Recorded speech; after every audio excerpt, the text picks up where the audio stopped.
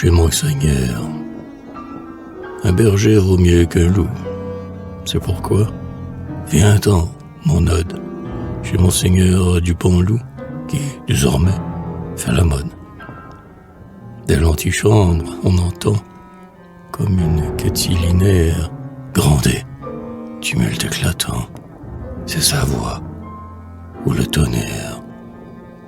Que chantent ces durs clairons aux sinistres embouchures? Qu'importe, m'amuse, entrons. Dieu puissant, que de brochures. Vois, mon Seigneur. Il écrit, parle, il prie, il menace. Il pleure, il mande, il proscrit, comme il met tout dans sa nasse. Lettre pour 1000 journaux, foudre contre les sectaires. Il dicte en ses arsenaux à 14 secrétaires. Et, digne d'être romain, il corrige, aux façons neuves, le genre humain d'une main et de l'autre ses épreuves. Mais voici qu'avec des cris, près de sa table que bordent ces vastes amas d'écrits, 30 messagers l'abordent.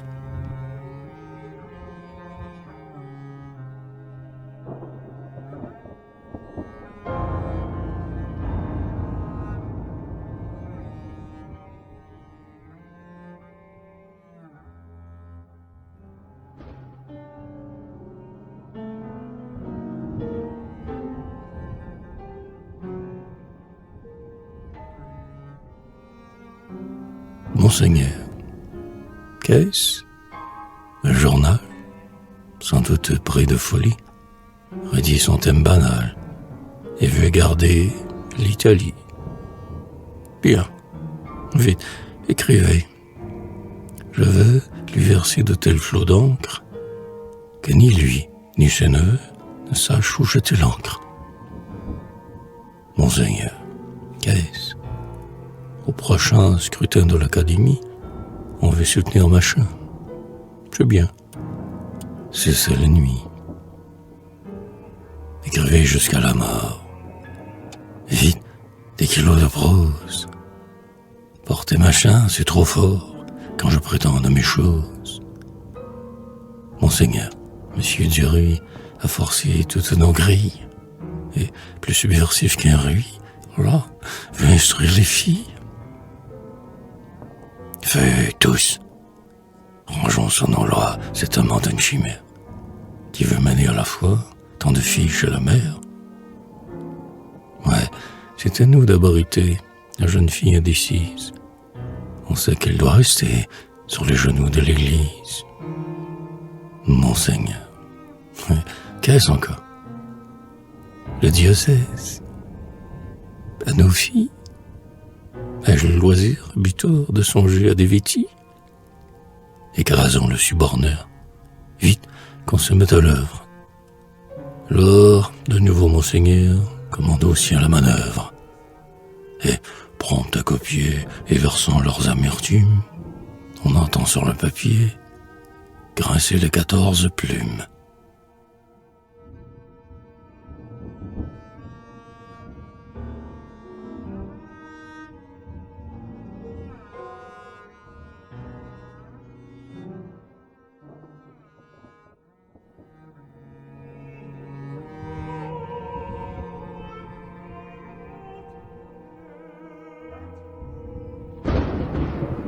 Il fut un temps, loin de nous, où la crasse était houlette, où le pasteur, calmidou, sous sa pourpre violette, avait pour unique soin, il n'allait pas en carrosse, de garder son troupeau, loin des loups à la dent féroce.